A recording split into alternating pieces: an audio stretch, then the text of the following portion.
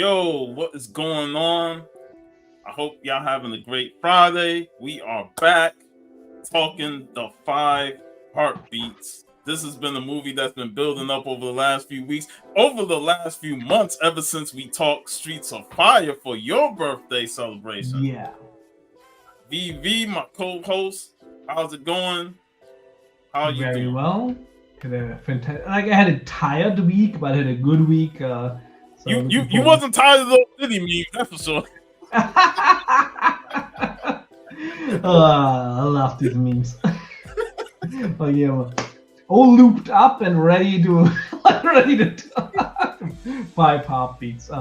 Yeah, this is like I'm very happy we announced it so early because I had to get his DVD from the US. Like I had to order it like via Amazon in the US, and because the latest release that came out here was in VHS of that movie. Crazy. Yeah, and I'm also like it doesn't have a German title. At least I was not able to find one. So it's really very much underrated. But when you see a review, it has very good review ratings, which totally justified. You know how usually when we talk movies, I always say movie should have been short. They should have cut out stuff. This movie would have benefited from 20 minutes more. I wouldn't say, yeah, I wouldn't say shooting new scenes, just like that to flesh out the existing scenes and to have a little bit smoother transitions into the next time periods. I am glad you brought that up because that is probably my biggest flaw with this movie is that it feels like even at 2 hours, there's more needed. Yeah, like some scenes are rushed, but I'm pretty sure that was the studio's fault. Yeah, because the studio was, trying to keep it under the budget, and they didn't. There were times where, they ran out of reshoots, so they couldn't reshoot scenes no more, so they had to like do everything on the fly. But because of that, the story kind of shrinks itself because there's certain scenes that felt like it needed to be extended a little bit more. And my biggest gripe was how the handling of Big Red towards the end. It just a newspaper clipping montage, and it just felt so tacked on. It's like it didn't feel earned. So this movie could have benefited from an extra 20 to 30 minutes. Exactly, because like my point of reference was since this movie deals like with 3 decades of the heartbeats, and then of course you have names Goodfellas, and you have Goodfellas that deals with 3 decades of mafia life, and Goodfellas is roughly 20 minutes longer than the 5 heartbeats. So I really think with those 20 minutes like put in here, and I'm pretty sure there was enough material shot to do it, because when you listen to interviews of Robert Townsend, you can see how much this project meant to him, and that how important for him it was, to flesh out the story. So I'm pretty sure, at least back, who knows if they still have the material, but I still think there should be enough material out there to really craft like a worthy edition, because this is a fantastic movie, and that was like at that time. I also have to say, it was done in '91. It feels like a movie that actually like more from the '70s, in a good way. And I have something to say about when they get to the '70s portion of the heartbeats, but it definitely feels. And I love the history of music and the history of the various musicians that they use, because we talked a little backstage. The whole point of the 5 heartbeats was like a continuation from his short stint in Streets of Fire, where he played one of the Sorrells, and it was like a Motown style doo-wop group from the 50s, and it worked so well that after the success of his independent film Hollywood Shuffle, he revisited that idea of, why don't I do a film based on the Temptations, the music group of the 50s and 60s. And he originally wanted to use David Ruffin and Eddie Kendricks, the 2 lead singers of the Temptations, as the advisors for the film, but the studio said no. because they said if you close the whole time, a better story might start doing the Temptation right. So they had to go to the Dells. And the Dells is another. The Dells were the ones that actually had almost 60 years of work from the 50s all the way to 2000 teens, until the members start dying off. So, using the Dells was just as good as the Temptations. Yeah, actually really like the approach of the movie that basically, the 5 heartbeats is like a stand-in for the music of the time period.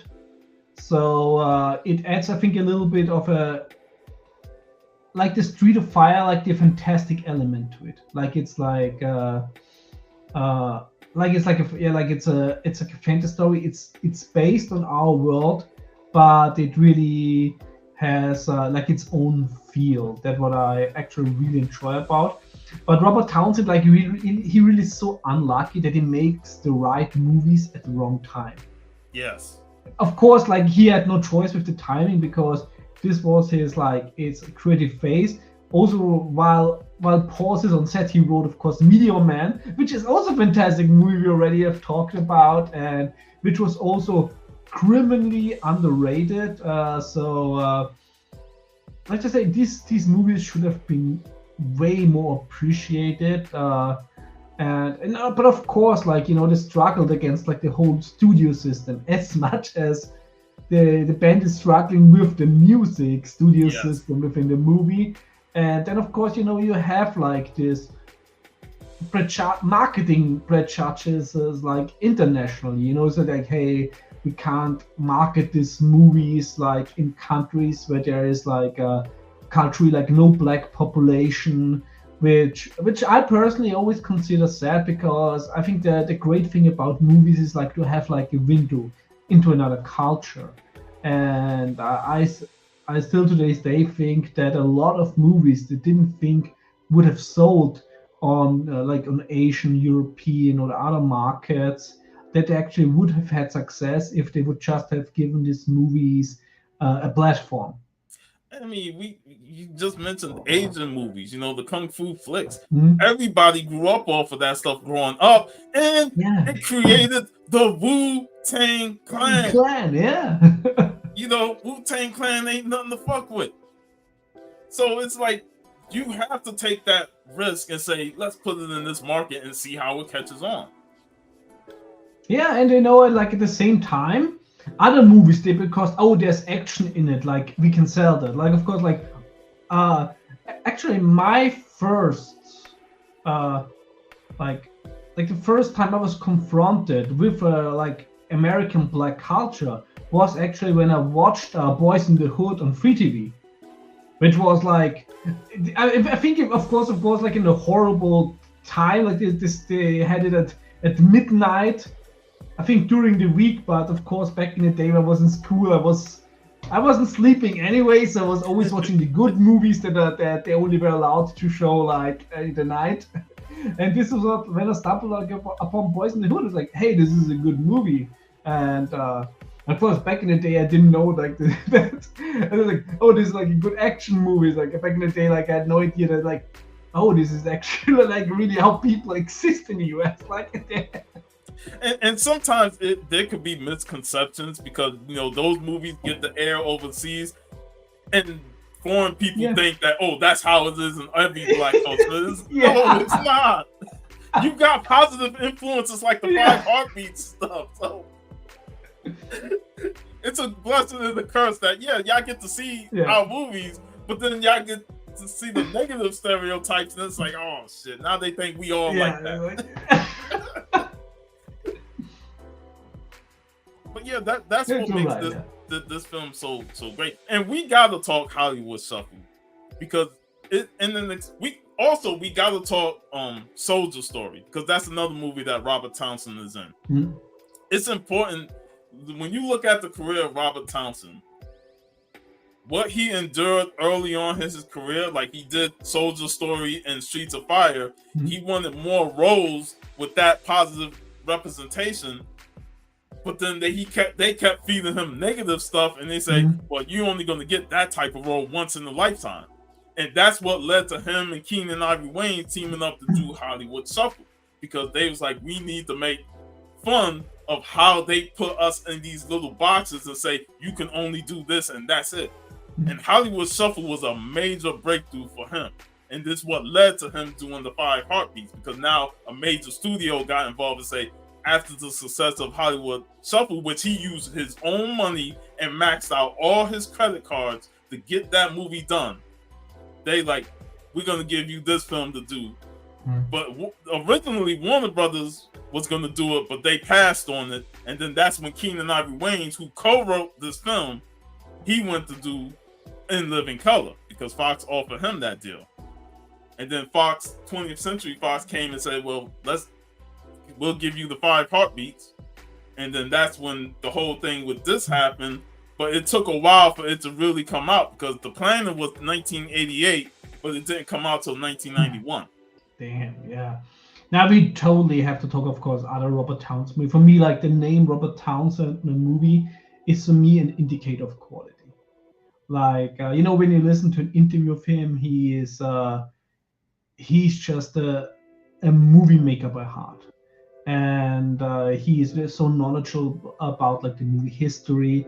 And he also is, maybe that's also one of the reasons why he isn't the mainstream success, sadly, because he's actually very humble. Yes, he is.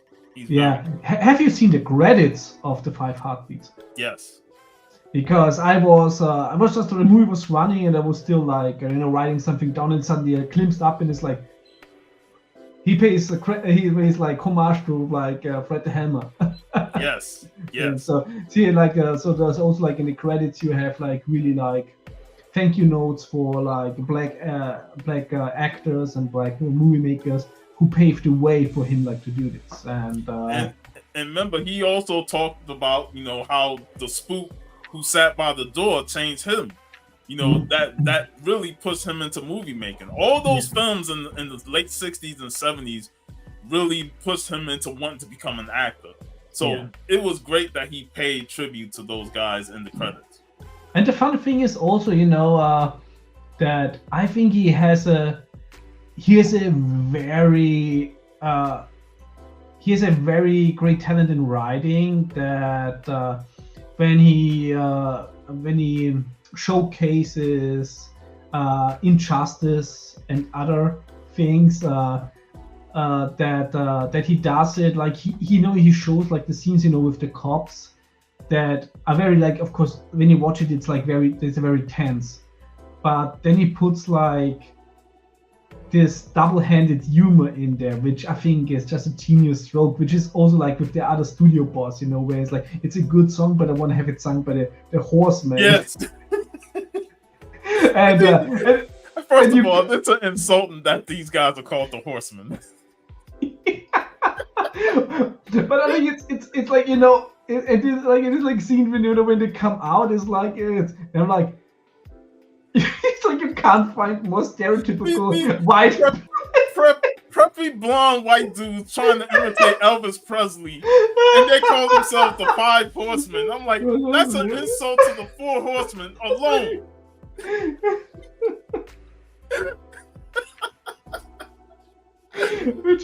which of course later is even more rewarding when you have like the singer like, or like the Falcon, Fox or Falcon, American fans, who takes over Eddie's role in the 4 Heartbeats. Flash and screws the 4 Heartbeats, and then you have him in TV with the Horsemen together. Which makes no sense. I know, but it's like I think this is just such a fantastic writing, because of course all the things that were introduced, the character traits, and it pays off like in this final joke. And it also shows how ruthless the record industry can be. Yeah, which of we course see throughout this film, not only the executives, but how they view black artists. Like, we want to take your music and give it to this white band over here and let them sing it. And we've seen that time and time again throughout the early days of music. Then you had, we taking all the photo for the album cover. Oh, here's the album cover. White people on the album cover. This is true because the Isley Brothers and the Dells went through this a lot, where they had white folks on their cover. They're like, we need the mass producer to sell to the major audience. But they don't want them to know their faces. Yeah. Maybe as like being part of German culture, I'm the wrong people to judge, but the US is so fucked. It is. And here's another thing. Bobby Caldwell, famous singer who passed away, I think, a year or two ago. When he did his music, he sounded so soulful that the executives like, we don't want to put his face on the cover because he's white, but yet his music is catering to black people. So everybody thought Bobby Caldwell was black. And then when he did the music video to What You Won't Do for Love, people were shocked. What? I thought he was black. So it's like they do it both ways just to gravitate to an audience, just so they can make money, but like keep his identity hidden. Just like Clayton Bixby.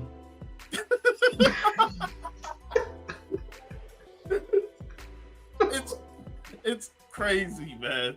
And that's the thing. It's like scenes like that needed to be expanded a little bit more. Yes, exactly. The way they vehemently dislike that cover is something that could have went further on with it. Yeah, and there's so many unspoken things that you only get the context of when you really look at the scene. For example, when the five heartbeats are breaking up, and Duck, like of course, like he went on his justified tirade, how his brother literally like screwed like him, and for no reason. Yeah, and then you see him like later when he gets the letter from the choir boy, and you see like in his bureau like all the awards, etc., which of course tells the story that he made it like big because he was actually the writer and he was like writing the songs, and you can clearly see like that it's also part of the movie business, that a lot of the hit songs that especially acts that were like created for movie like studios like boy bands and other early like other projects, they actually they never wrote their own stuff, but they had talented people like Doug in the back and like writing his songs for somebody else. So of course you can see that he got rich of just writing songs but not doing them by himself. And the thing about the writing aspect is, like, especially in the early Motown days, they had writers writing for the Jackson 5 and for Stevie Wonder and all those guys. But as they grew older, they like, we want to write our own material because we have this type of creativity that we want to start putting our words to the paper and singing our voice. And Barry is like, God, no, let our writers do it, man, this stuff. Yeah. And again, there's that point of contention with the record executives. Stevie Wonder had to fight for creative control. There's that word, creative control, Hulk Hogan, brother. Yeah. But he had to fight for it. And when they gave him the creative control, that's when we got the classic period of Stevie Wonder music from the 70s. That was and very often, since we both listen to very different underground music genres, is where often like the best music is the one actually when the band like has no label or is like a small label and they can just truly make what they want. And then later when they're successful and the big label buys them, and suddenly just shit comes out. And the movie touched on this about how not only will they have white folks on their album covers, the point of crossing over, toning down your style to appeal to a group of people that ain't gonna like your stuff. But it's crossover appeal. Yeah, and I absolutely hate the word crossover. And I don't like it neither because it's like, you need to cross over to make it big. But I'm like, my own creativity should be able to reach out. I shouldn't have to cross over to the masses for them to come see me. This is where things go to die, like creatively. Like it's Yeah, and once a record label gets a hold of that, they're gonna force you to do things that you don't want to do, and it's gonna be always that battle, between you and the record execs. And not everybody can be like Michael Jackson and buys parts of Sony. But shit, you see the recent thing with now that Sony got the music back. Michael Jackson's mother's been trying to fight to block it, but the rest of the family, at least some of them, wanted to sell off the music rights. So now Sony got all that music back. So, like I said, the record, Q-Tip made a fun quote in the Tribe Called Quest where he said, record industry rule number 4080, record company people are shady. And that quote has stayed with us ever since. That was 1991, he said. Like, I would never trust anybody to whom I'm more worth dead than alive. And with record companies, basically when somebody dies, we can now sell all the things and and we don't have any of the responsibility. Hey, Kenneth. And this movie, this movie, even though like I said, it should have been 20 minutes longer to have more fleshed out scene. But I think it shows you everything you need to know about the music industry. And I think we also talked a little bit about it in the pre-show, that the movies are R-rated. I think it's way too wholesome to should be R-rated, just of course because of the use of words that are very much in context here and not used like for exploitation. So it's like this movie is criminally underrated. There's a reason why my parents took me to the film, because they saw it already and the movie is still good enough that we could take Sean to see it. Also like, just remember back in the days when DVDs still had like nice booklets with chapters. Those are the good days, man. Those are the good days. Yeah. But like I said, this movie not only reflects the music industry, but it also reflects the Hollywood studio system, with how Robert Townsend had to battle and fight to get things put in. The scene with his sister, where he's writing down the material and she's singing it, they wanted that scene cut out completely because they felt it didn't add nothing to the story. And while they're technically right, it didn't add anything to the story, but it's the context of the brother, sister, sibling singing. And then when you grow up in a household of musicians, singers, and all that stuff, it's important for that context alone to show him and his sister going through the writing process and singing the song and just being so wholesome about it. Yeah, and even though it adds nothing to the story per se, I still think it adds so much to the character of Doug, which makes it, of course, important again to have the scene in there, because like his whole character development and Robert Townsend's character Doug is also, I think, he's the moral anchor of the movie.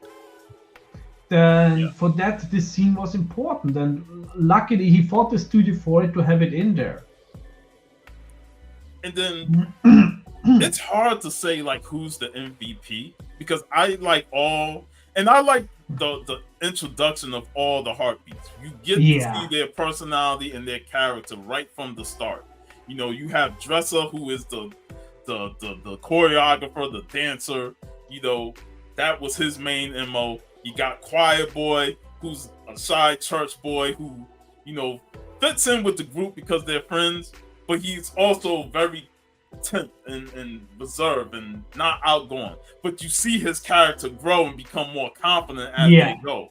And then you have JT, the womanizer. He gets all the skirts and stuff, and then you see how his character starts to get tired of that, and he wants to be something more than just chasing the skirts. And then the whole tip with him and Duck. And then you got Eddie King. You can definitely tell that Eddie King was shaped. He was molded after David Ruffin, because David Ruffin was like the lead singer. What's up, Biggie Shaq? Yo, Biggie. But David Ruffin was like the lead singer of the Temptations, even though it was him and Eddie Kendricks. But David Ruffin got the more fame because of his powerful voice. And then when they started having issues with him wanting to be more and more in charge, that's what the blow up happened. And we see that with Eddie King because he was the main voice of the group, and he was the one that had, got the woman wet in the seats. Yeah, that. but like I personally, I really think that Doug and Eddie are for me like the standouts, also like from performance. And it's also why I chose like the quote here by Eddie, when he was replaced with Flash, and then they meet and he's like, "How does it feel to be me?" Like, how I love how it was such a great scene, and he's such a great actor. He's also fantastic in Oz, and especially since at this point he was like a drug addict. He was like really down, paid on the streets, and like they said like, "Do I look like I have a telephone number?" And but now when he sees Flash, he said, "How does it feel to be me?" The pride he says it with, like it's actually too, because you got the Bingo All Stars with James. That's another movie we gotta talk, especially with James Earl Jones passing. Bingo All Stars with Richard Pryor, Billy D. Williams, and James Earl Jones. That's another film we gotta talk, because I love that. We need still a redemption for a Billy D. Williams movie. Yes, big time. And then also Brewster's Millions is another film with Richard Pryor where he wins millions, but then he has to spend. Like I said, those are movies for a future show. Yeah, but I think Michael Wright is the best actor in the film. Yes, I agree. And he is such an underrated actor. It's a shame that, for as great as he's been in a lot of movies, because he was also in Sugar Hill with Wesley Snipes, he's not like much that well known in terms of being in more movies. I think his problem is Hollywood-wise. I think he aged. The years were not the kindest to him. Like, he very quickly lost like his youthful like sexiness. Like, because in this movie, like, he plays the womanizer, the lead. Like I said, like you can clearly see why the women in the first row got wet. But later, when you watch Oz, like, it really seems that in the 90s he aged 20 years. He did. And I think that was he's still an awesome actor, but as you know how Hollywood is about looks, that I think this was And remember, he was playing like an old teenager in The Principal. Yeah. With Jim Belushi. And he was crazy in that film. He's so good. He's very good at playing the craziness, but also really somebody who is very enthusiastic about something, which of course are two things that are very close, but with the 5 heartbeats, I really love like his passion is just so perfect, and like the way like he nails everything, and like his character arc I think is the strongest one, because right from the beginning, he has these hopes, he wants to be something, and then he's like, of course, he's he's talking with his dad, and then his dad is like, "You ain't gonna be shit because I ain't shit." And then you hear like that quote went so hard.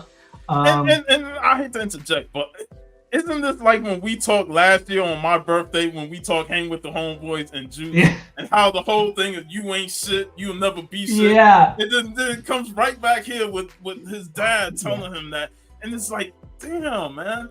I'm trying to be something and you trying to hold me down. But I did like the father's explanation. Yeah. I did like, and this is another thing why the movie could have been expanded a little bit more, because you do want to see more of the father. Because like the father was so down on himself that he had to put it on his son, but he didn't want to do that. Like, he really wanted his son to be something, but because of how negative he was towards himself, he has to project it onto his son. Yeah. And the thing is, like, his son is then gone, and then his mother says, I'm doing this because I want him to be better than me. Like, maybe he should have told him, But like Eddie's development from being the star, being the lead singer, and then the downfall because of the drugs, but also later, becoming clean again.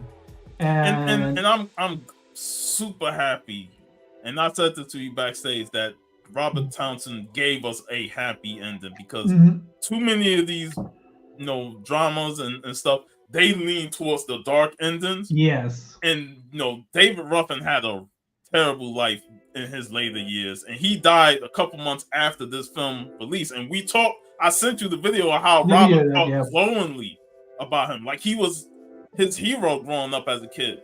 But the drug habits and the ego and the beating of the woman, it's like it really negatively affected Ruffin to the point where he ended up sad and depressing at the end.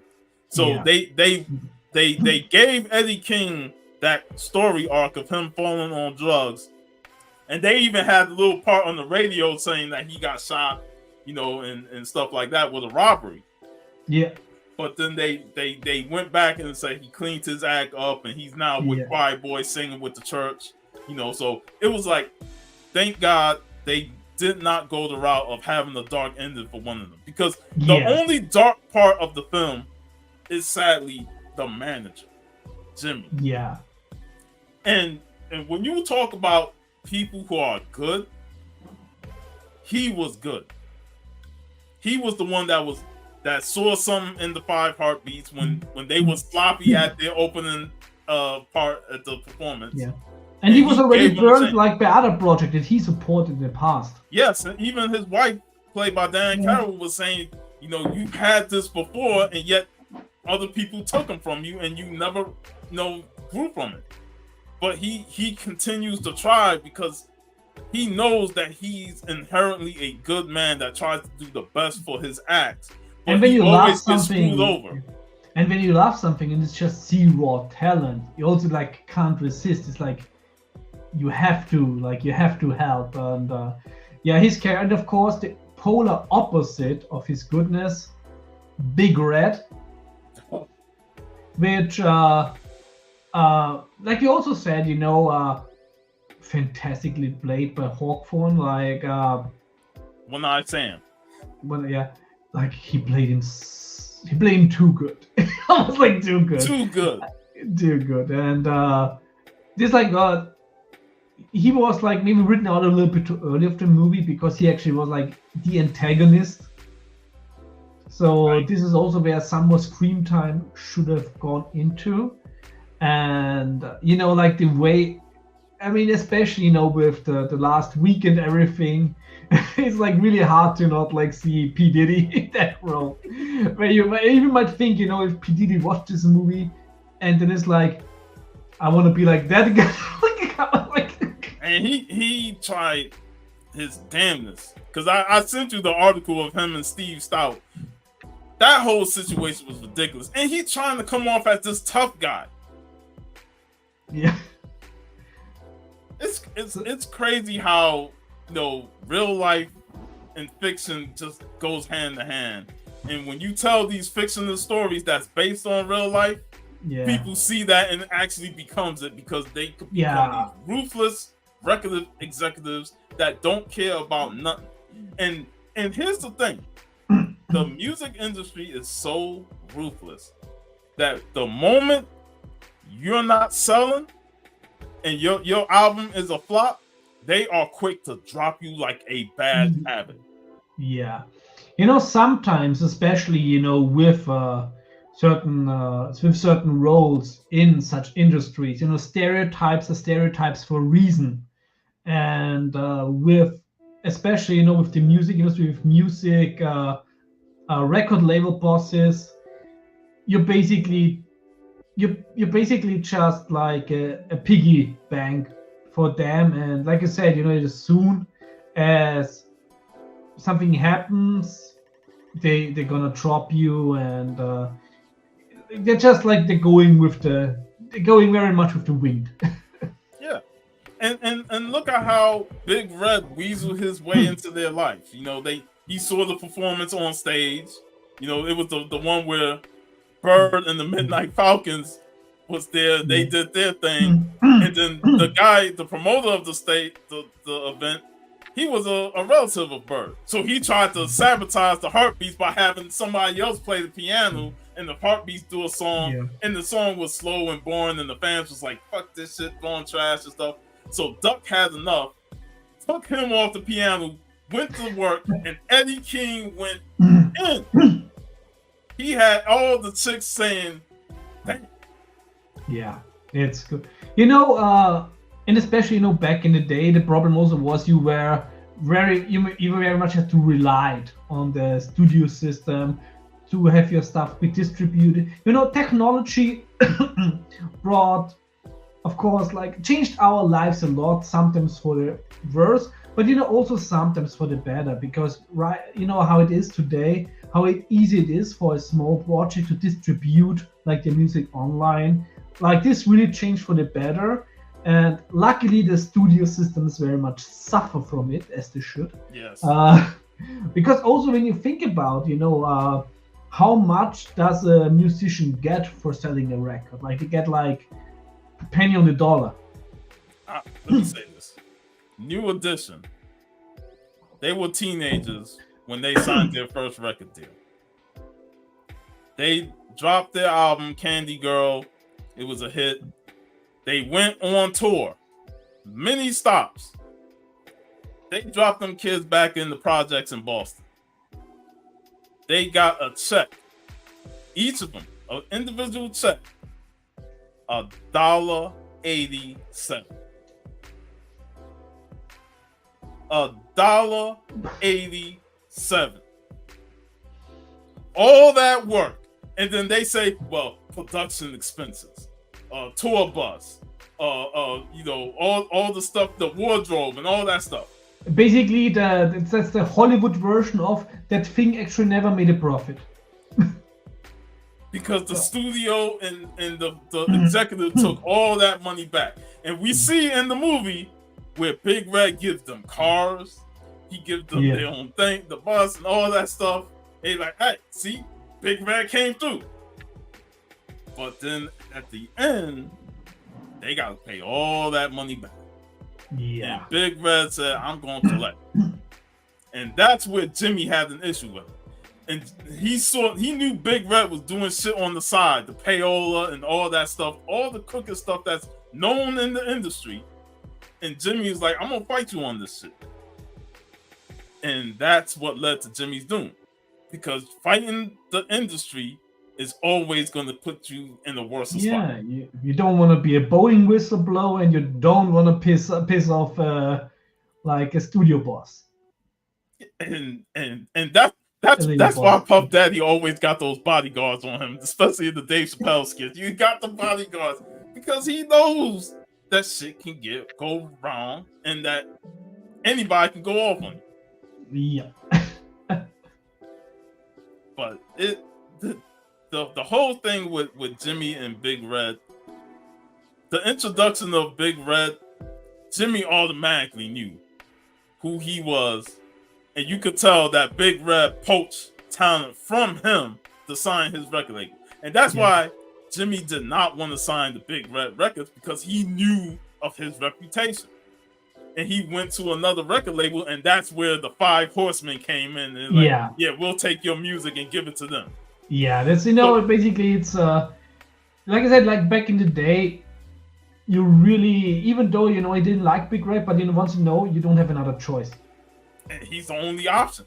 Yeah, it's and that's what it was like with Motown. Berry Gordy was the only option for a lot of black artists. It's either Motown or you go somewhere else where you're not really treated fairly. Yeah. So you can always choose but you want to be exploited by the system or by your own people. It's everybody exploits everybody. Exactly. This is the sad truth. It's the sad truth, and the record industry has never changed. It's always been the same. Yeah. Everybody gets screwed over. We seeing it with Diddy. With every single artist that was under him end up either dead, in jail, or successful elsewhere, but they still their music royalties are still being paid to Diddy. So the music industry is just. And of course, like also to quote Cat, like they have to protect a little hoe, like that. That Cat Williams gift though. Woo! He exposed everything. Yeah, he was. He didn't hold back. Like I said, people say he's crazy, but never ever somebody accused him of lying. Exactly. Now another thing that the movie had was the whole thing with Duck and his brother JT. Yeah. And like I said, I thought JT was a good character, but you know, Duck and Eddie King was probably the MVPs. But I like that JT's progressing the further on. Like he was a womanizer, he was getting all the women, and then by the time the 70s came, he was like, I can't be doing the same shit over and over again. But he got like one specific woman that he shouldn't have got. Yeah. But you know, and again, it shows like how long can you keep doing the stuff before you start tiring out of it? Yeah. You know, you can't keep doing the same thing over and over and expect, oh, you know, I'm gonna get something out of it. You're not gonna get nothing out of it. Yeah, and you know, also like that scene later, you know, when Duck, like, of course, wants the proof. Yeah. And he walks there to the hotel, and the Vallejo or lobby boy, like, who couldn't read a visual cue, who couldn't read the fucking room. It was the autograph. Oh, two heartbeats in one day. Hey, he was just excited just to get an autograph. I know. I mean, he didn't care if they looked upset or whatnot. He's like, just sign my thing, and I'm like, yeah. I still admire how professional Duck was, and like, you know, he gave the autograph, but you can see it in his face like he's emotionally dead. And they tried to throw a curveball in it because they made it seem like Duck's girl was going with Quiet Boy when they gave a hug, but it actually was the brother because they had a past relationship. And JT was like upset that she was with Duck, and I'm like, bro, if you really wanted that, you could have had that. Yeah, it's so again, the whole argument over a female is what separated them. And it's like 99 problems, but bitching one. It was straight pettiness. You know, and again, that happened a lot. You know, if you look at stories of many groups, and no matter what type of music group it is, it happened a lot. It's always the bitches. The groupies and all of them come around. You know, and another thing, Sarge. Harold Nicholas of the famous Nicholas Brothers. Hold my cane. Dresser was the choreography of the group. He was the man that dealt with the dance steps. Jimmy was like, I got an old buddy of mine who knows dance steps, so he's gonna be like advisor to y'all dance routine. So Dresser took offense to that. He was like, I'm the choreographer. You know, I do the dancing. You know, you don't trust me? And Sarge was like, let me see what you got. Dresser did his thing. Sarge was like, exactly what I thought. That means shit. He said, hold my cane. And he went to work. And I tell you, when I sent you that video of stormy weather, I watched that as a kid because third best acting in the movie, Sarge. So and he had a smaller role than everybody, but and he had a presence. And also, you know, later when when Jimmy was murdered, and at the scene at the funeral, he did also, like, you know, you could really feel his sadness when he's like, you know, about to, like, you know, sad, like his friend should say a few words, and he got up, and he couldn't. He was just so devastated. Yeah, and you could and then Big Red walks in. You could see the look on his face, on Sarge's face, when Big Red was talking to his wife. He was like, "Yeah, this motherfucker, man." I was like, at this point, I was thinking, like, is he gonna kill him? Like, but the Nicholas brothers was a massive group in the 30s and 40s. Tap dancing, back when tap dancing was a thing, and I used to do tap dance classes in kindergarten and first grade, and that's the movie they showed us. And I remember being blown away by that performance with Cab Calloway, and I was like, man, there's a reason why he told Dresser that ain't shit. That's what he did back then.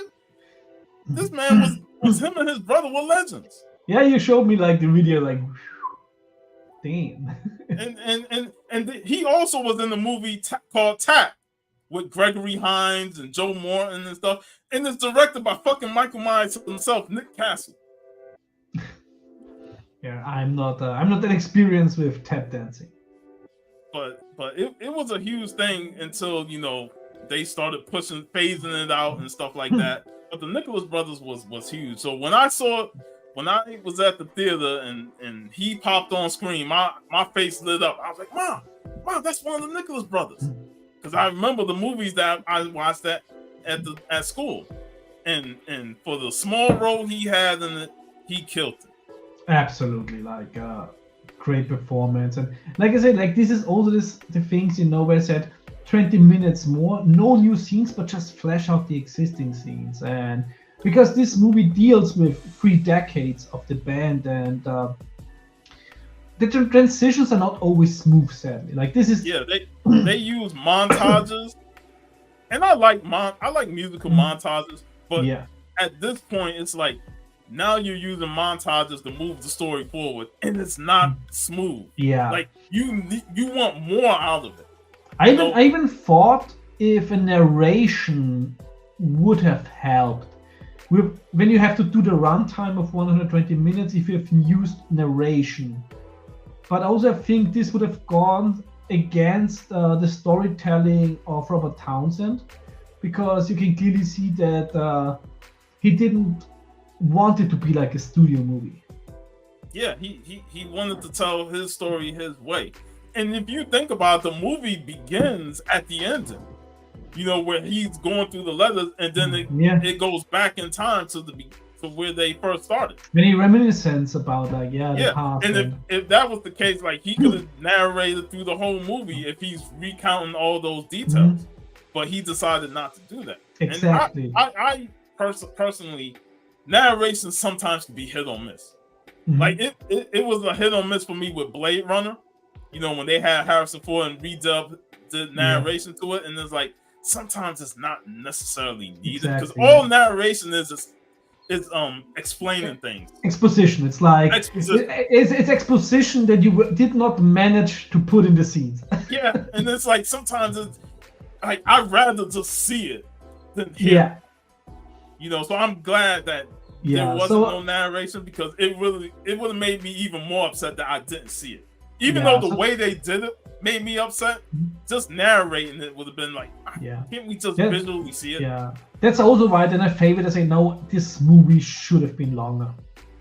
Yeah, and I was saying the same thing, and I was like, as soon as you said that, I was like, yep, see, even VV agreed, because we talk about numerous times on how some movies are just too long for what they're telling, and it's like this movie has no business being that long. Yeah, and then there's movies that's short, and it's like, this movie could have been finished for an extra 20 Exactly. Absolutely. Even you could have even made like a 3-hour long cut where you have like 1 hour for every decade. Yeah. And it would still have worked perfectly. Another example of when they were pulled over by the police, and this is just shows you, man. Yeah. 2 cop cars with numerous. The police actor who looked like Henry Cavill. Henry Cavill, like a Wish.com Henry Cavill. Well, like 2 cop cars with multiple cops and they pull over one vehicle, and they got these guys hands on the car, and they like, "You're a bunch of singers, huh? Well, why don't you sing for me?" And you remember when we talked Blazing Saddles? Blazing Saddles, yeah. This is of course like. This would have been something when I watched it as a teenager with no knowledge about American culture, that would have gone over my head. But of course, watching it now, and just when he said it, like I was like, and you could just see the look on their faces at when they were driving after that.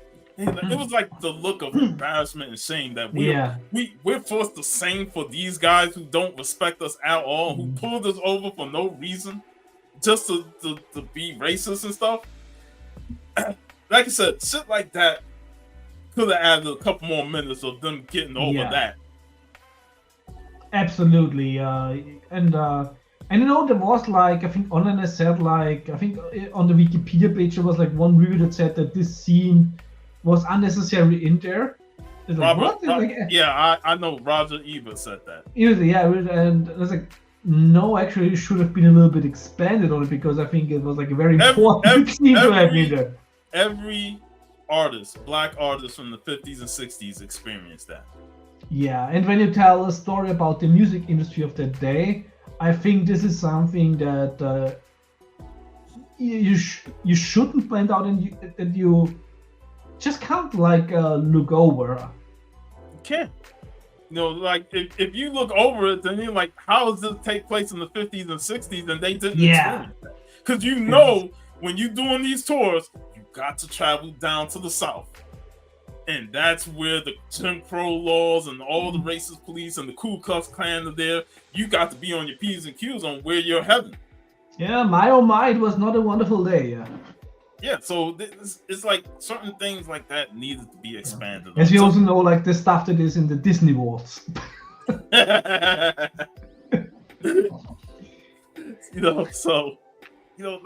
this movie, like there's so much that this movie had to offer in just so little time. Like 2 hours is a lengthy film, but for what we got, it should have been at least 2.5 to 3 hours. Yes. And again, it's like Robert battling the system, because the studio was against him having more time. They wanted we want you to have this done quick, and this is the amount of footage that you're gonna have. And then and Robert also had to deal with Michael Wright, because Michael Wright was a problem on set. And he talked about it in numerous interviews, like Michael Wright, as good as he is as an actor, he had some issues on the set, with missing his cues and trying to overdo things. Yeah, that could also be like a hindering stone for his acting career, because he's a great actor but never really got his due, where people don't like people that are hard to work with. Yeah. and even Keenan Ivory Wayans, who's the co-writer in it, he had issues with Robert Townsend when they did Hollywood Shuffle. And as great as they were together, when you got two great, brilliant minds working on the film together, there's always going to be butting heads. Because both guys are geniuses at what they do, but at the same time, it's hard to be geniuses together and be on the same page. Yes. At the end of the day, somebody has to be the call maker. Yeah. But there's just so many great things about this film. And again, it's like every scene has an impactful moment. And I also want to touch on this. I felt like one of the weaker aspects of the film was when they got to the 70s. Yeah. I didn't like the transition into the 70s for the heartbeats, because they added Flash to the group to replace Kane. Yeah. But when you hear the sound, it's like the group is still singing like they're in the late 50s, early 60s. Yeah. And it didn't measure up to what the 70s offered. And we talked about this with House Party, and how you could just tell the 90s was like the beginning of a whole new era of music. Like that late 80s, early 90s was a whole new era, and it discarded the early to mid 80s. When the 70s came into play, the music started to become a bit more revolutionary, a bit more creative. That's when Stevie Wonder did his creative pick. Earth, Wind, and Fire came into the group. All the funk bands, Parliament, and all that stuff. The music changed, but the heartbeats in this film felt like the same old heartbeats, just with a flashier flash into the group. And you can clearly see that this is the part of the movie where also like I was watching it and it's like, what did just happen? Yeah. Where you clearly think like, okay, something is missing. It's jarring when you get to that part and it's like their act is still relatively the same, but you have a whole new wave of groups. Even the Isley Brothers, they were like a big doo-wop group and group in the 50s and 60s, but by the 70s they completely changed their sound, and that's the period that you had to. Yeah, you had to change your style. You can't be the same act. So I kind of wish that the Heartbeats would have changed their style when the 70s came, because that's when everybody started changing.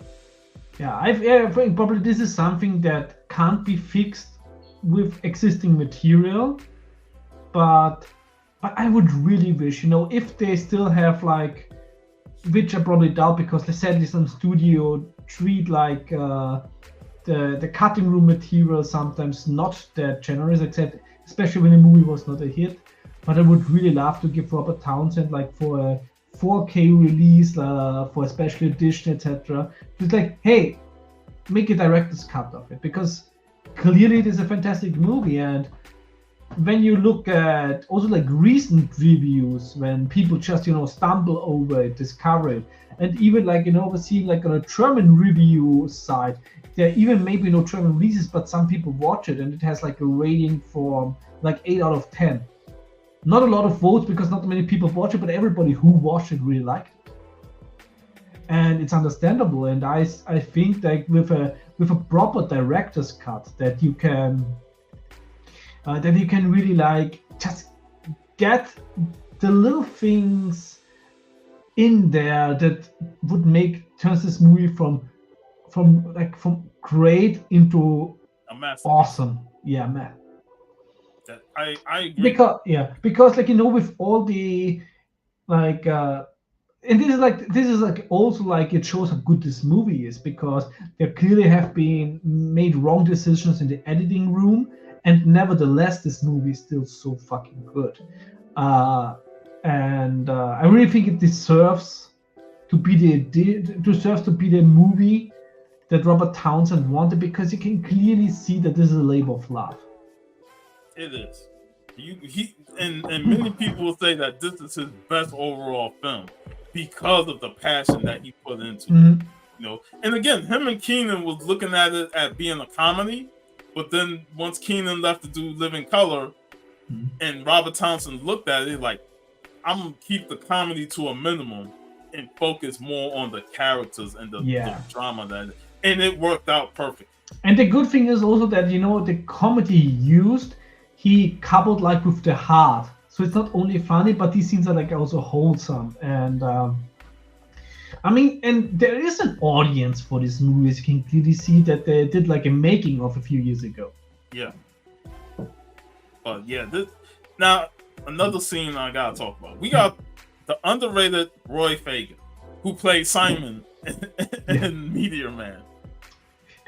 He was in a lot of Robert, because him and Robert Townsend were best friends, and he's always in a lot of Robert Townsend films. He's another one that really don't get no recognition for his talents, because he was part of Bird and the Midnights, and I like how there's a competition between Bird and the Five Heartbeats, but there's also a level of respect. And he caught wind of Big Red, and this is where we get the famous scene on the balcony. And my office hours are from 9 to 5. But he was like, fuck your office hours. I want to see what you're doing in your books and your royalties. Because again, it's all about the royalties, the publishing, and the money that this man is hemorrhaging. Yeah, it's like, you better don't go in there demanding that if you don't have Tiny Lister like in your corner. And that's the thing. Like, he went to talk to Big Red alone. He didn't even have the rest of his group with him. He went to talk to him alone. And the Big Red got his side guys with him, and these ain't no small dudes. Yeah, don't go anywhere where you don't have any witnesses that are in your corner. The the scene is powerful and yet it's kind of comical how he punches him into another room that was right there.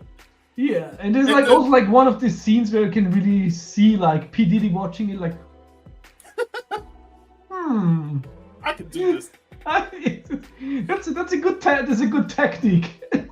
But that scene there shows the ruthlessness of Big Red and how he don't care at all about your grievances with him. Unless you come to him during his office hours. If you come off hours, this is the result. And they dangle him, and it's a funny story. They dangle him out the balcony. This is 1991.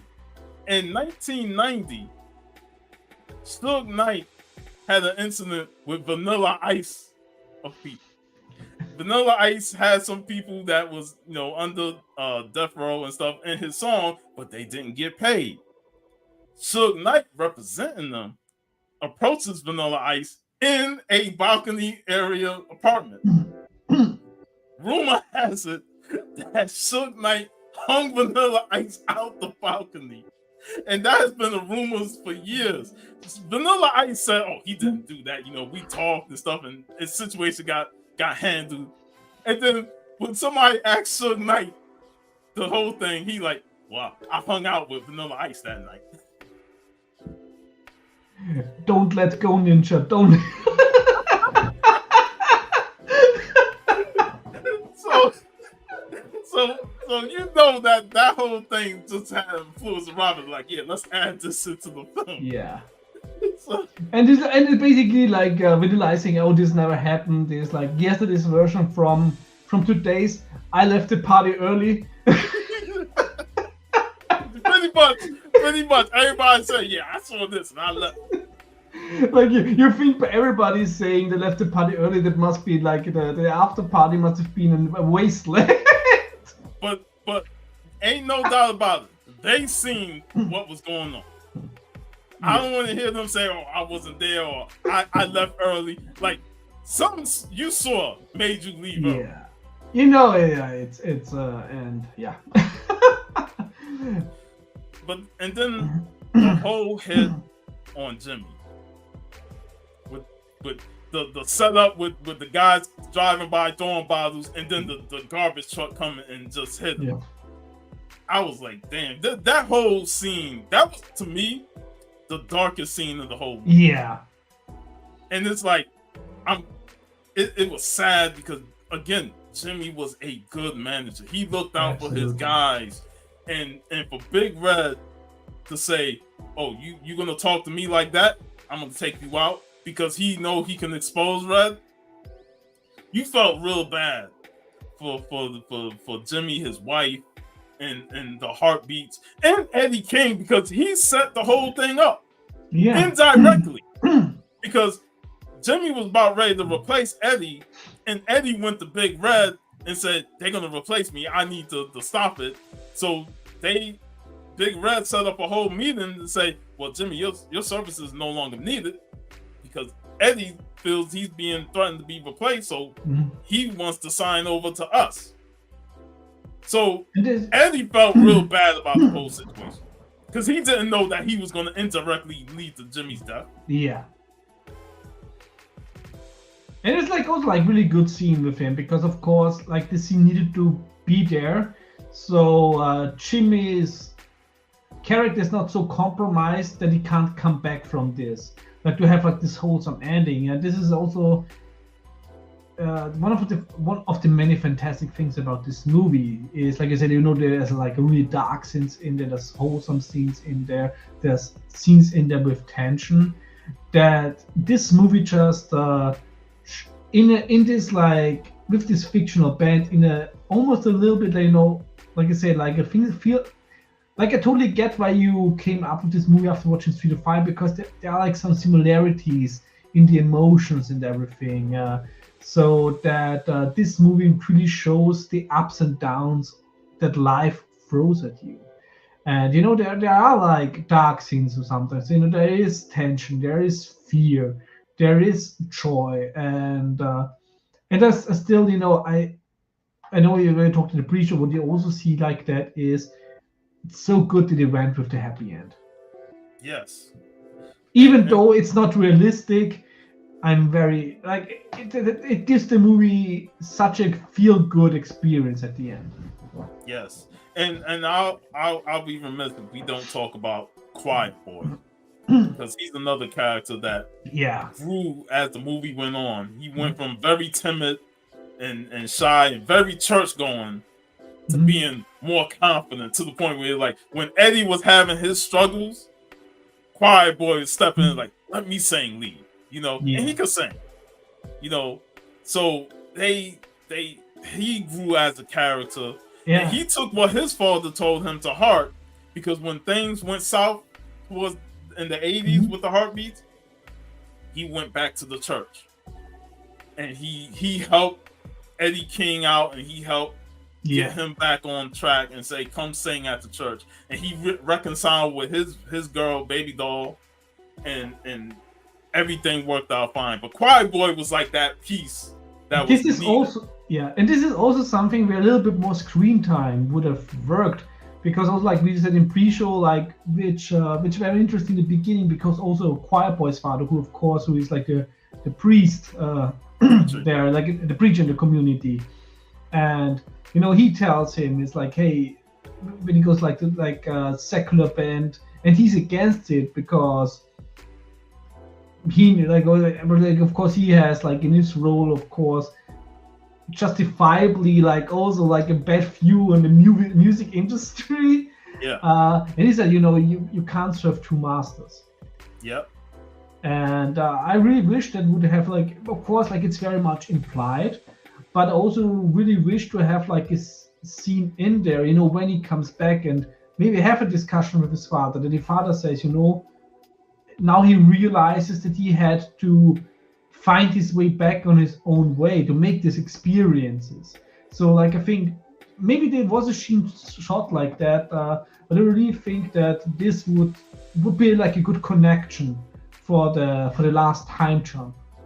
And again, to me it shows just how great all 5 of the heartbeats were.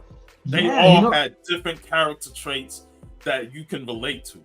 And exactly. And Quiet Boy, like he was the one that grew, but he never went down the path. Him and Dresser never went down that dark path. Yeah. And this is, you know, this also shows like how rich the characters are in this movie. That you know, we already like now 1 hour and 7 minutes in, and you know, because you know very often we watch some movies that have like we always say, like this movie has actually like a very thin plot, but it still is awesome. But you really have to like force yourself to get some material out there to really talk about. And this movie, like every scene you can dissect. And it's like this moral left on the cutting floor. Exactly. Like and these type of films, when we go over an hour, you know, there's a lot of meat on the bones. Yeah. So basically, we're still like, it's like, there's still so much good stuff in there. And that's what makes this movie so great. Is that like you can dissect things in your own mind, but it's like you still want to see it done properly. And really sadly, you know, this is like a movie that I would have never ever stumbled upon if it wasn't for you, Sean. And which would be a pity, because this is something that I'm gonna rewatch, and I really hope that they're gonna make a new edition, like, because it also shows that the Blu-ray is sold out, and they also have like quite hefty prices on the second-hand market for it. There's still plenty of DVDs out there if you want to use, you can get those, but this deserves like to have like a nice edition. Also, like you said in the pre-show, that a 4K release with the making of as a bonus material. And I don't even know, this has no audio commentaries. No, maybe an audio commentary from Robert Townsend, because when you listen to his interviews on YouTube, he loves to talk about this movie. And there's even a little featurette on there that he did, and he said like he wants this movie to be something, you know, maybe then when he watches it in 10 years or longer, and it's an old man, that other people do a retrospective about this movie. If you watch this, Robert Townsend, you're welcome. and again, the casting was just fantastic, and Leon deserved every bit of flowers for what he did with this film, with the Temptations, and with portraying Little Richard. The fact that he portrayed Little Richard of all people, another rock and roll legend, a character, yeah, and it's like this man portrayed 3 different styles of musicians. But the David Ruffin one, and he was also in Oz. He was also in the Oz. But the David Ruffin that he portrayed in the Temptations, people love that famous line, "Ain't nobody coming to see you, Otis," and that put it over the top. Like, yeah, that's David Ruffin for us, But yeah, this movie is just a godsend. I'm so glad that Robert Thompson got to put this out, And we may say that like wrong timing, but we don't know if he would have ever gotten the chance to do exactly. this if he didn't get it at the time. Exactly. That's the other thing is, when you can make it, you gotta make it, because there's so many movies in development hell. Yeah. That never see the light of day because studios. Yeah, just as crooked as the music industry. Exactly. So very happy we have this movie, and it's also great that a lot of these movies we've been talking about lately has been first time watches for you. House Party, 3 O'clock High. Your first time watching Trespass when we talk that. It's like, man, this been an amazing couple weeks of movie discussion. Yeah, it also really shows, that especially like back in the day, nowadays with the internet, with being able to put movies on stream, like the international distribution is like way more, wouldn't say decentralized, but democratized, maybe you can say it. But while back in the day, of course, it was like you had either like to release it like on home video, or to like a decision to put it like in a cinema. And then of course you have like to think, okay, what is our market? And then you have people sometimes that are very much out of the touch with the young people in their country, and think like, oh, there's no market for that, even though there is. So I think that especially, the internet has done so many good things. I still wish that Web 1.0 would be still the Wild West of the internet, the Dave Chappelle skit days of the internet. Those were the good days before corporations saw that there's money in the internet, which of course got us the centralized Web 2.0, and yeah, let's hope that blockchain won't fuck it up totally and maybe decentralize the internet a little bit again. But of course, for distribution, it's great, to have like also as a customer, the choice to get your movie from somewhere. And when, especially very often, it's still nowadays that some movies are not really getting released here, and you have to wait so long to buy like they put it like online somewhere, where now luckily I can still like at least buy an edition from the US. Here like costs me a little bit more, but sometimes it's just like when I want to watch something, I ain't gonna wait. Crazy. But yeah, that is our 5 heartbeat discussion. Amazing film. Love great stuff. But now I'm ready to we talked Big Red, and we mentioned his name during that, but BV has fallen into the rabbit hole of Diddy memes. For the last week and a half, he's been sending me non-stop Diddy memes, and they're hilarious. There's so much good stuff. Everybody is just posting non-stop Diddy memes. Of course, a lot of horrible things happened. Yes. However, we have been there. We have been there in the golden era of memes, and with the whole things now, it feels like being in the golden era of memes again. And it's glorious. On the one hand, of course, you said like you Diddy, is like you don't like him, etc. I barely knew anything about him. Of course, you always read like the some some headlines when you went past like something, or of course South Park, which back in the day I got most of my knowledge about American culture from South Park. Which turned out to be not that far away from from the really, that they really nailed it. But what really bothers me like is how history is always like be the we call it like Einzeltäter, that the single perpetrator. So basically he's like the root of all evil. And whereas like these things won't stop with P. Diddy. These things didn't stop when Hugh Hefner passed away. These things didn't end when the Roman Empire fell in its decadent years. Like, as soon as there is a structure of power, the mighty and powerful, you will use people as their toys. And like I said, this goes back to the beginning of human history, and this will continue way after we're gone. Like, the only thing is when something happens like this with P. Diddy, is that when you fuck up that much that they can't put it under the rug, and they need to have a fall guy. Oh, he's gonna try and name a whole bunch of guys fall guys. If he has the chance to come that far. I don't understand how the hell this man has so many fucking bottles of oil. What?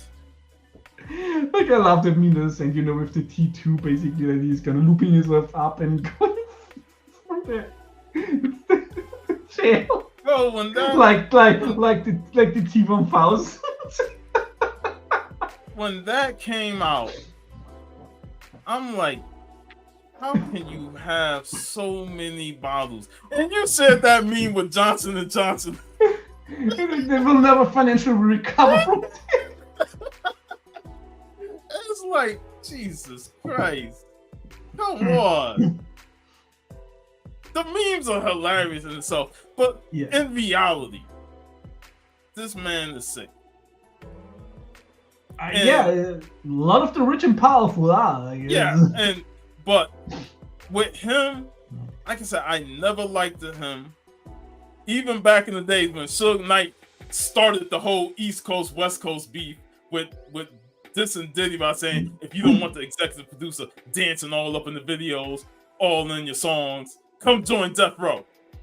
And I was like, you look back at that, like, yeah, Suge Knight ain't shit himself. But yeah, I agree 100% because I was getting sick of Puffy back in the mid-90s. Dancing all in the videos, hogging all the spotlight. I'm like, bro, you're living off of the popularity of Biggie Smalls, Notorious B.I.G. And then when he died, now you want to exploit all the other artists, and they catch wind, and they either leave or they stick around and suffer the consequences and end up, falling on wayside. Or or falling down the stairs when you wake up and your butt hurts. And it's like everything that's coming out, he deserved it all. I'm glad the judge denied bail twice. Because like all this information is like, you don't deserve bail. He's getting that Boondocks treatment in prison. But yeah, it's just that the whole thing with him, and like he always had this bad aura about him. He's like, it's like fucking Rick James and the aura, the orange aura. and Dave Chappelle. And like Diddy had a negative aura about himself, and I never jive with me.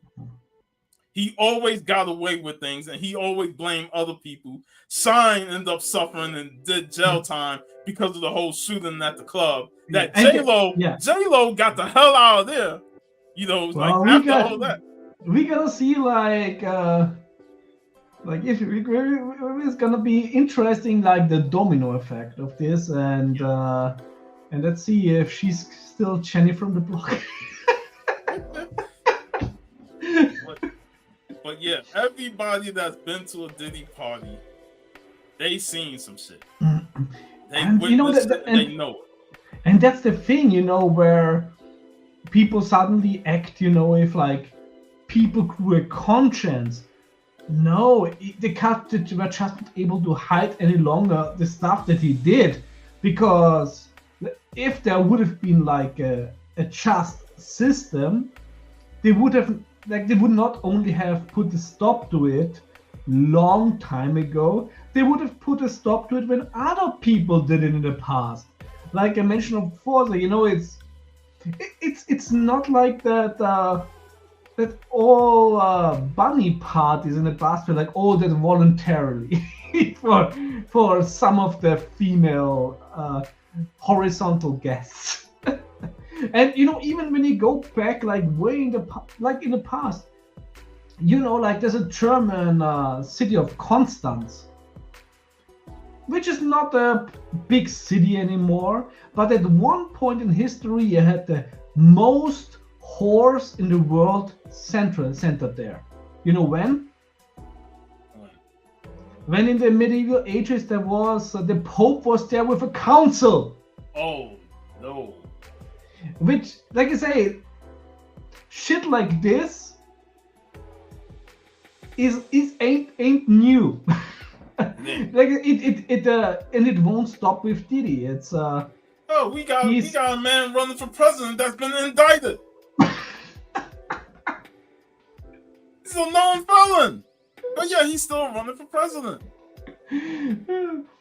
That's the thing is, like, probably all the other candidates would be fat and stupid and never get charged. Like, I think every politician at this point is a criminal, even if they're not convicted of anything. They're all corrupt, though. And that's the thing. It's like once you get that power, corruption is bound to happen. Yeah, I do believe that on some regional level that a politician can do good things, but on a national level, only the people that are incapable from the regional level, so they have to basically you have to get the races to go up because they're incompetent. Like in German we call this basically Beförderung wegen Inkompetenz. Hey, another movie we gotta talk is, to me, is an underrated Eddie Murphy film, and that's The Distinguished Gentleman. I haven't watched it one. That movie don't get talked about a lot. Let's see what the German title is. But that film basically is Eddie scamming his way into politics, and then you see the corruption of politics. It's a comedy, but there's a lot of truth to that film. And I always thought that film was a fun movie. Yeah, actually, What's it called? No, this is rare. This is actually a proper translation. Der Ehrenwerte Gentleman, which is, it's like, they didn't fuck up the German title in that one. Like, that's And of course, another fantastic movie is, that also shows like, which was funny because it was done before Bill Clinton basically did the same thing, is Whack the Dog. Oh yeah, I remember that film. Yeah. Man, there's a couple that movie, and we still gotta talk Idiocracy. Oh yeah, we have to talk it before it's fully here. Oh, I think it's already here. Because people are getting stupider to the point where I'm like, what? I'm losing brain cells dealing with people at my job.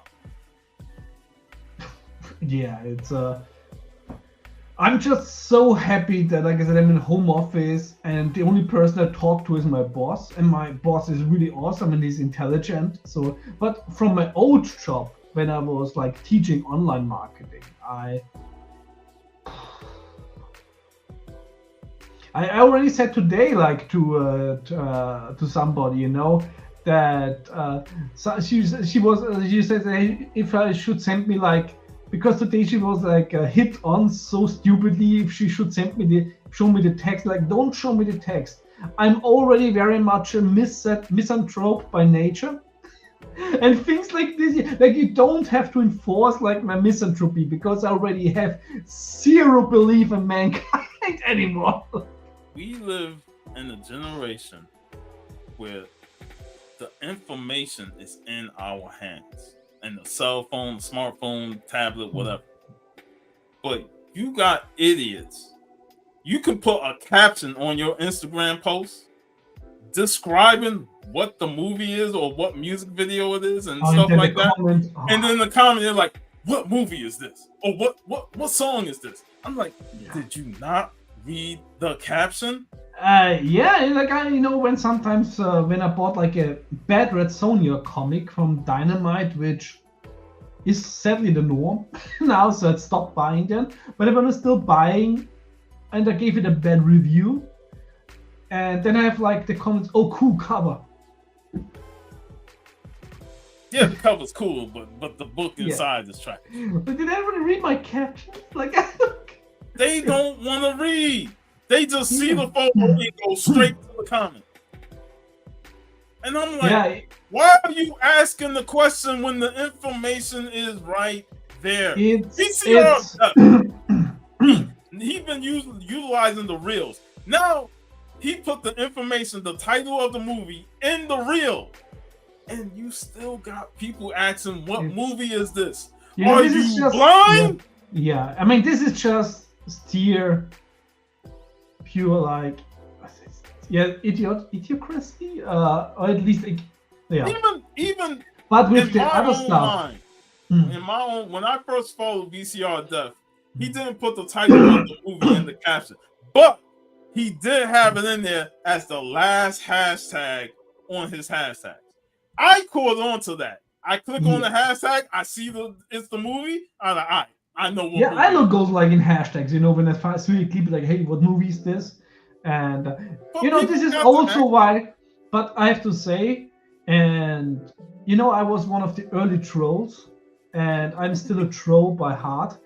And kudos to everybody out there who's still fighting the good fight and giving everybody wrong music titles when they wrong movie titles when they ask that.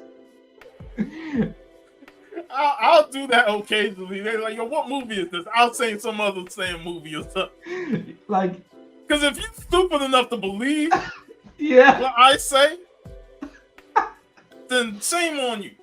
Yeah. Fool me once, shame on me. Fool me twice, shame on you. But on the other hand, of course, like where you said like that we have like now this information out there, I do believe that people are overwhelmed by the sheer amount of information, and they have like the paradox of choice, which means that the more information, the more options you have, like the chances are bigger that you won't make a choice or that you won't take in the information because you feel overwhelmed by it. So that takes me back to when you had to do research, when you went to the library to get books, when you actually put in your due diligence and say, if I'm doing this research paper and I'm typing up 1,000-word essay and stuff, I want to make sure my information is credible and I'm gonna references the sources and everything. This was a lot of work we had to put in those papers. Yeah, it is. And then, you know, I had yesterday actually a similar discussion about it, because I was talking with somebody, you know, about like books and that I'm currently like I'm reading Moby Dick like in the old English, and it's like, oh, what you like about like the American English literature of that time. And as I absolutely like the adventure literature of that time. I actually love on the one hand because I'm a sucker for exploration. I love, that the white spots on the map, that there's still things to discover. But on the other hand, I absolutely love it as a window from the time because these stories were written when these things happened, with the whale hunting, etc. And of course, also based on some true accounts. And for me, it's also so interesting that how the writer, in a time without internet and also not away, and also when bibliothèques were not, libraries were not so much available for everybody, to be able to get the sources, the research. And in Moby Dick, it's not only a fantastic story, but also, he also puts in there like the sources he used, like from the things from the description of the Leviathan in the Bible, from news reports about whales. And this is also something, also with Robert E. Howard, when I'm reading the Conan stories and being a historian, like seeing it like he's like basically this is from this culture, this is from this culture, etc. So when I see like, oh, this must have been like what was available like in Crossplanes in the library there, what we was able to get from sources. And this is so fascinating. And like you said, it really shows that when information was not so readily available, that people went to put in a lot of work to get any information that was possible. While now, when we have all this information everywhere, people are just so overwhelmed, like, oh, I don't even want to look. And that's the sad part, because I will do my diligence to say, if I want to learn more about this, I'm going to research it, and I have it at my disposal.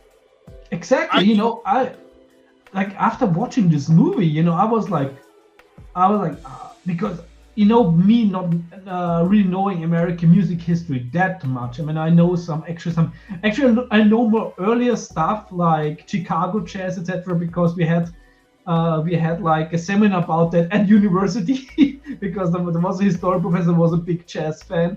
So like I knew about like Big Spiderback, like of course like early blues, Johnson, etc. Of course, Crossroads, fantastic story, like a lot. And I wrote a paper about like the Crossroads and the deal with the devil in music. Yes. So, but like of course like here like I made like something like this, you want to do that background on that era of music, the and I did research about the Temptations, who the Dells, like because I actually had no idea, and this like I always laugh when a movie inspires me to do research. Yes. And I think that this is maybe something that I don't know if schools teach it nowadays, but I think more important than just give them like the stuff they have to learn is like to give them the love for adventure of research. Like maybe say like it's like what is the topic you want to talk about, or give them like basically, or let them read a book and then like take one of the parts of the book and do a research about like the sources of it. I remember in school, high school, even junior high, we had to go to a certain museum or something like that to get information, and we would go with our books, get information, write it down and stuff like that, and then put it together on what we gathered into a paper. Yeah, and use the references from the museum and from the information we got from that museum and add it into our paper. That was fucking fun. Yeah, I used to go with my friends and we would help each other out. One of the best moments, the days I loved at school, was when there was like a book fair. They came to school and you got some pocket money from your parents for that day, and you're like, oh, I can buy like 3 books with it. When we're looking for, okay, oh, what will I get?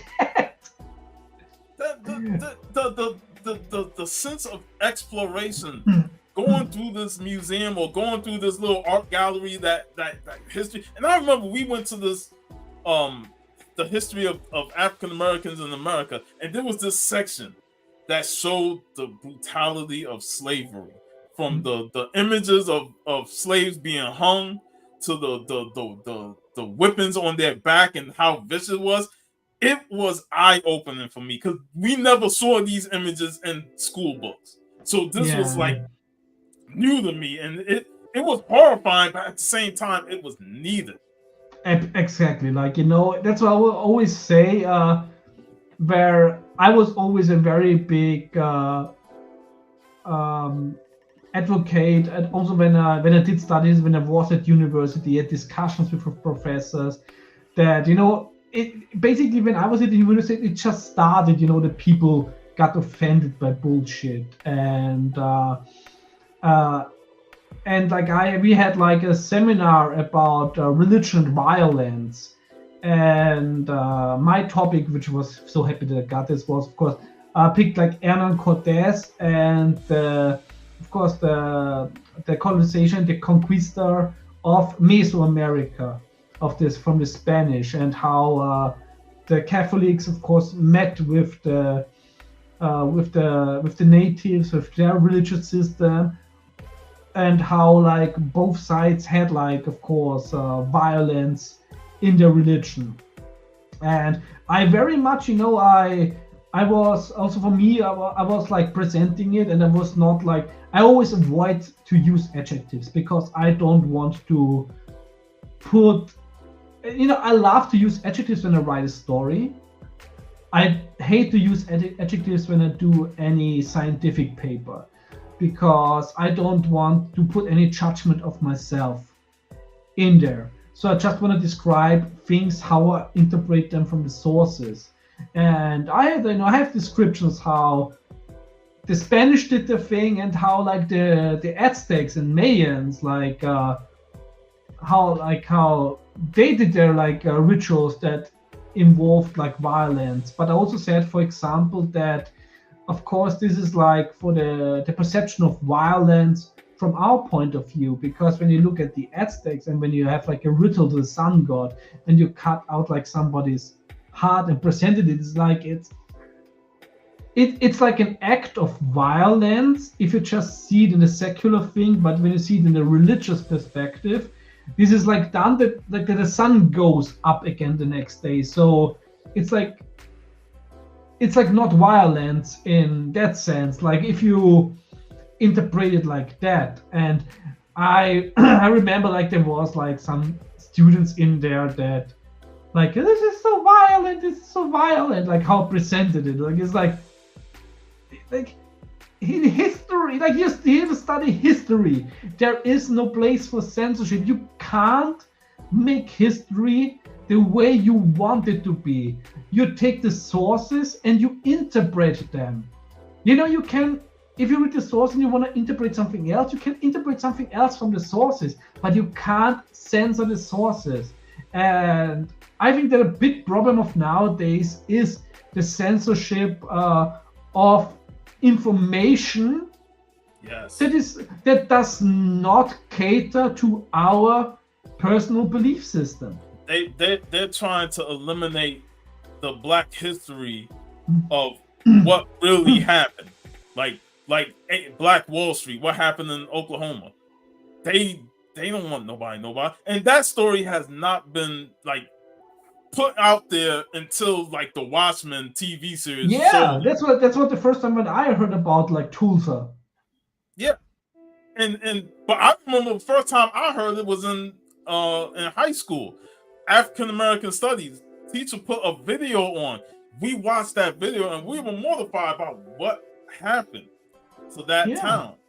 And it's like, you never heard about it in other stories. They never even talked about it in the media. Yeah, history. But this is stuff that they want to sweep under the rug and leave it there. And history needs to be uncomfortable, because let's face it, human history is at points mostly exactly very uncomfortable. Yeah. And And I only think I don't think personally, and I know I'm very pessimistic. I don't think that mankind has the possibility to change, because deep down from our emotion, from what drives us, we're still very much the same people that did shit in caves, and this is like, you know, human nature. Civilization is like a very nice poster on the wall, but when you rip it off, there's not so many nice things behind it. And like I also say, like, I truly believe that as an individual you can be a decent human being, you can be awesome, but as a species, as humans, I don't think we have that in us, sadly, because the problem is that, and it like also goes back again to the music industry. As soon as you have a structure of power, you have corruption, and this goes back to the first guy who put his club on somebody's head and became the chief of the cavemen, and like, technology changes, but we sadly don't. And power, you know. And the other thing is, with power structures, it's never so much decent people who strive to be in powerful positions. And sometimes you can be a decent person, but once you get in that structure, that structure can corrupt you, and you end up becoming that corrupt person. Exactly. In the worst case, it can corrupt you, and in the best case, you just lose. You lose yourself in it, and you just become like a shell because you can't change the system. And we gotta revisit.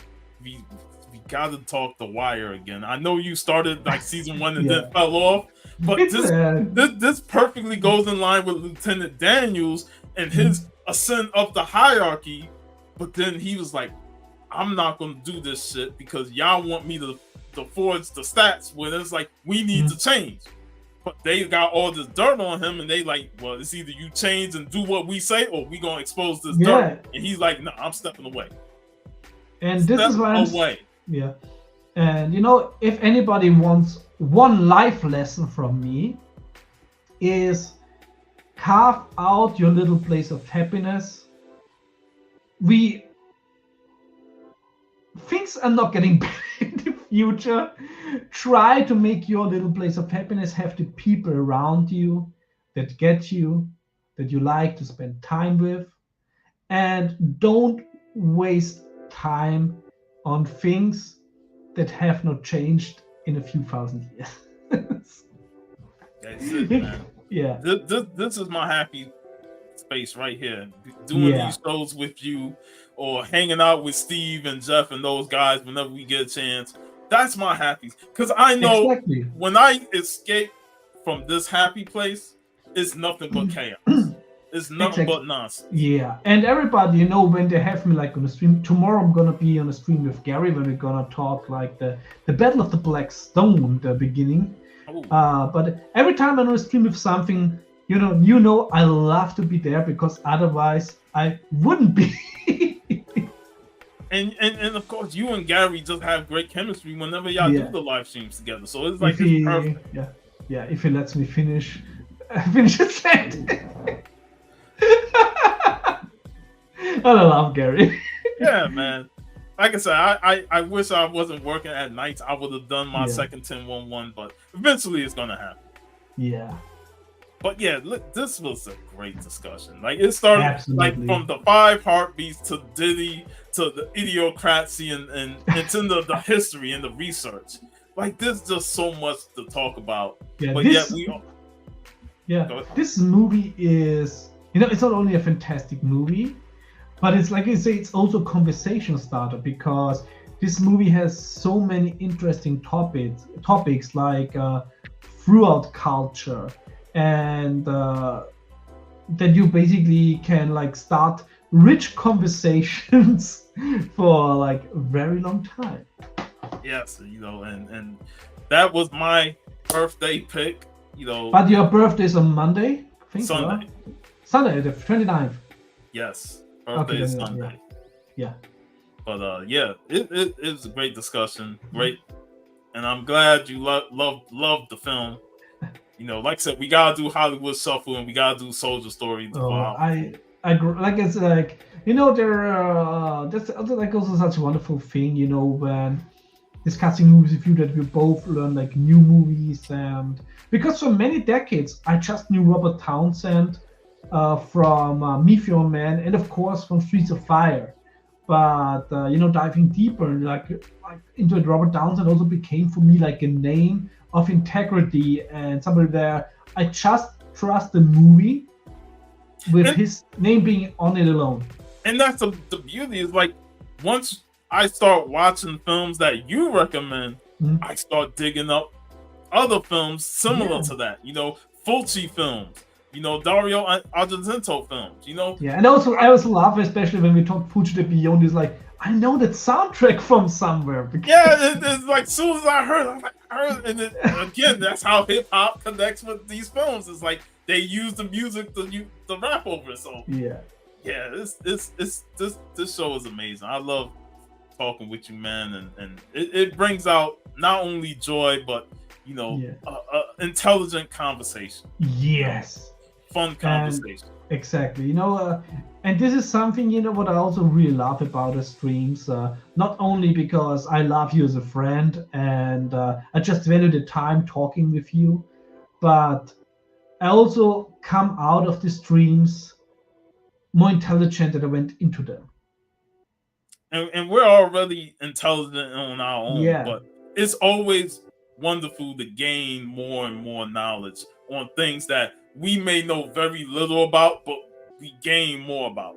And every time we talk movies that you know more about, I gain information. Exactly. And also so another very, if somebody's still watching at this point and you want to get good live information, like if you want to have a sharp knife, you need to keep it sharp.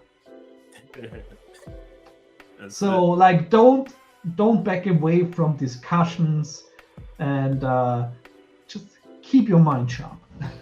Exactly. So next week we're gonna kick off the month of October, but not with a horror movie.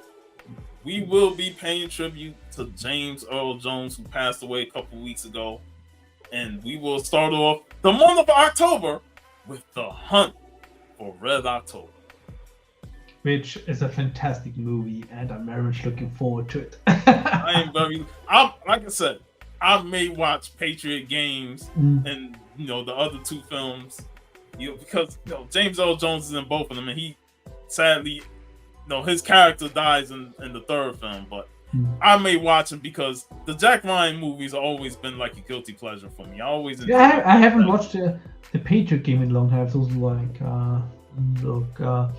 but yeah, for me, always Hunt for the Red October is always my favorite. Basil Polduri soundtrack. Then you have, of course, Sean Connery in there. James Earl Jones. Great cast. Alec Baldwin. Yeah. And which is as many weird things you can say about Alec Baldwin. He is a great actor. Yes. And like I said, already got lined up. We're gonna do Demon Knights after that, and then the Blade franchise, including discussion of Deadpool, Wolverine in that. Because Demon Knight I'm always looking forward to, because also another mark of quality is always listen to your friend Billy Zane. Yes. Love me some Billy Zane, man. Yeah. Dude is a great actor and always entertaining whenever he's in these films. And I will leave the 4th week of October up to you for your show. I will come up with something probably Italian. Hey, I'm all for it, man. I'm all for it. But other than that, man, thanks to everybody, the few people that watched this show. Shout out to Biggie Shaq, who joined us in the chat. And of course, Kenneth Bird, who's always there in the chat.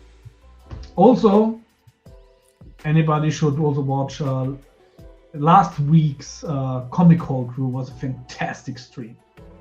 Yeah, and it surprised me when we got that special guest and he came on there. That was a welcome addition. So That was a great show, indeed. Absolutely. Shout out to Al, Dusty Big Brown. Keep on fighting. Yeah, and may everything go as positive as it does. Yes, sir. And that, I hope y'all have a great weekend. I know I'm gonna have a good birthday weekend, but I hope y'all have a great weekend as well. So 41 doesn't hurt as much as 40. I already was. yeah, you was a couple months ago, so yeah. good to hear.